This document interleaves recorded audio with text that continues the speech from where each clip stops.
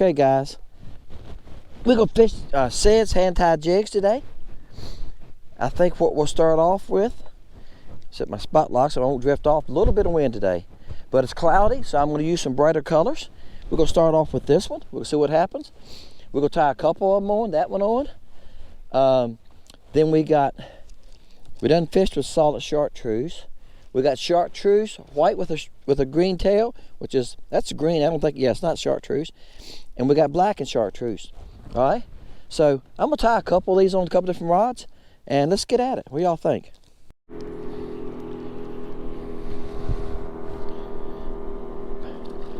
Bam. All right, guys. I've been riding around for about an hour. Went to 2 or 3 different creeks, just trying to find some crappie. All right, this is on Sid's hand-tied jigs. Isn't that pretty? Orange head, chartreuse body. I'm testing them right now, guys, trying to decide. These fish are gone. They're moving. The fish are moving that much, guys. I'm testing them, trying to find out which ones we're going to put on the site.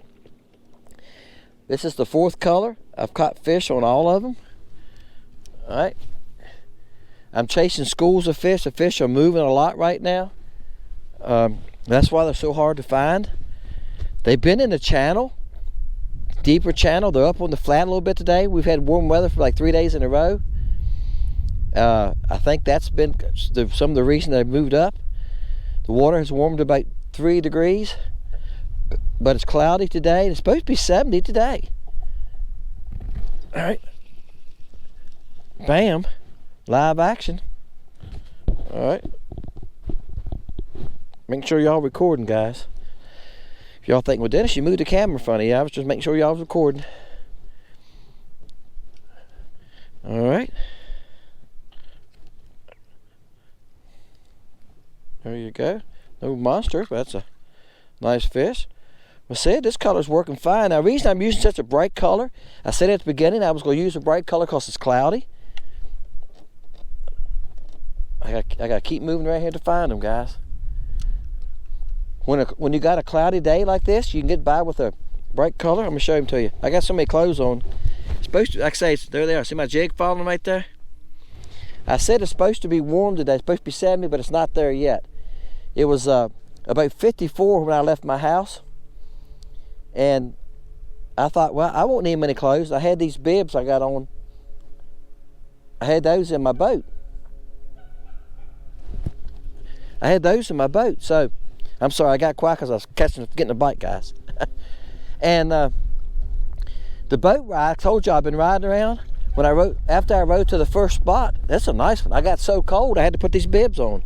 That's why I leave them on the boat. And I got a coat on and a flannel shirt. I'm dressed like I would on a 40-degree day. I fish a lot of days, guys. My criteria down here has got to break 38. And I have that days that 38 was the high. So we catch one more, and it's working pretty good. So I know some of y'all up north going like, what? We're froze over. Somebody told me, somebody made a comment the other day they was froze over. I got to find them. This is where a live scope can help you guys. John said he got, I think it was said he got a live scope. I remember now, guys. I read all y'all's comments. I read every one of them, guys. I read every comment and answer back to you. And I told him he's going to love it. Here's what it's good for. See, now I'm searching. Instead of just be casting, I'll be casting empty water out there because they're moving. When these crappie are moving, they're great. If you're fishing brush piles and docks on your lake, you don't need a live scope. You can look on it side image. I just ran into a guy down here that has a live scope and was talking to him, and he didn't have his on, and he was using side imaging to find these crappie. And that's all you need. See, they're gone. All right, let me try to find them again. That's all you need if you're just hunting them. But if you're doing something like this where you run around chasing them, and when they're schooling and stuff, the live scope's nice because you can look out in front of you, so I can cover more ground like this without moving the boat, is what I'm saying. If I wanted to look this way, I'd have to move the boat sideways that way, right? I can look around. I can look clean around the boat. All right?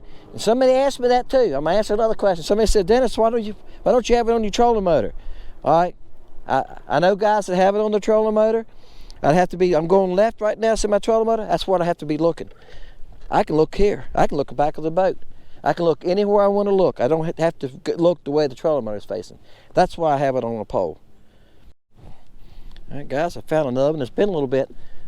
I don't know if this was the same school or not, because I've been running my hand in circles, so I found those. It's been probably been 10 or 15 minutes. I don't want you. The reason I tell y'all how long it's been, I don't want somebody to say, well, Dennis was catching one after another. I have caught them one after another. I caught a couple live in this video, right? But I don't always catch them one after another. Sometimes I'll spend time looking for them, okay? All right, we'll catch one more in this color, guys. Now, I will say this.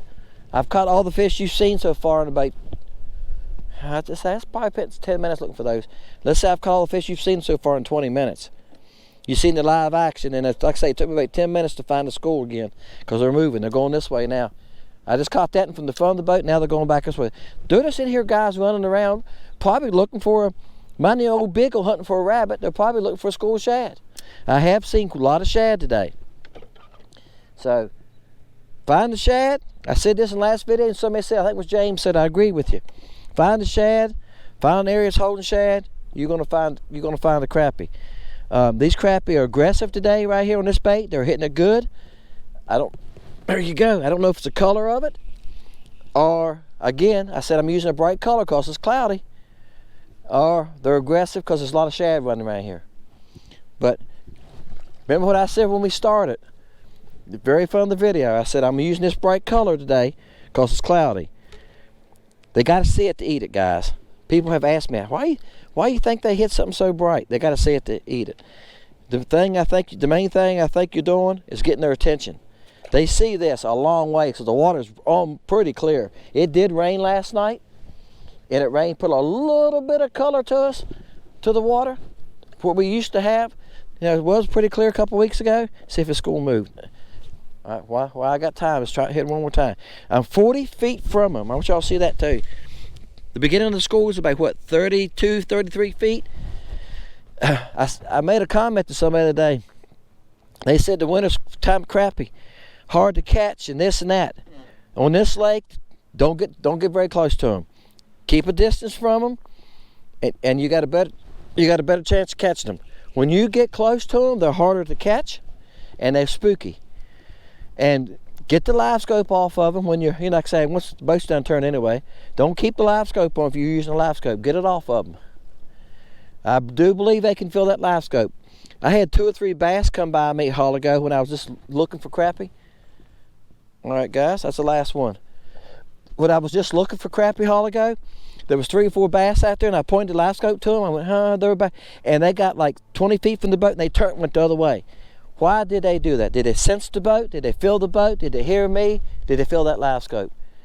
A lot of the crappie pros that are fishing for crappie for big tournaments, guys, are saying that the crappie are feeling the ping of the live scope. Now I've said that a couple times in a couple videos, so you know, I know I repeat myself, but not everybody watches every video. All right, guys, found another one. This was a decent sized school here. Now you see these big schools, as I said before, most time they're smaller fish like this. Most of the bigger fish I catch 6, 8, 10 number schools, or maybe 12. All right, guys, that's gonna do it. This is the Sid's hand-tied jigs. He sent me a piece of paper with all the names on them, but I lost that piece of paper, Sid, I'm sorry. I thought it was in this bag. It might be under my seat, but I'm not gonna look for it now. Here's what I'll do. I'll get the correct name. If I have to call him, talk to him, I'll get the correct name in the title, okay? But these are hand ties by Sid. They'll be on the site. This color's working fine because it's a cloudy day. Now y'all can see the sun's trying to peep out some. It's been cloudy all morning. Now that the sun's gonna try to peep out, I'm gonna switch colors. I'm gonna go to a white with this fluorescent green tail, okay? See if we can catch a few. All right, appreciate y'all guys. Leave your comments. I'll try to answer everybody's. All right, and appreciate each and every one of you. My name is Dennis. See you next time. Fish in Lake Country.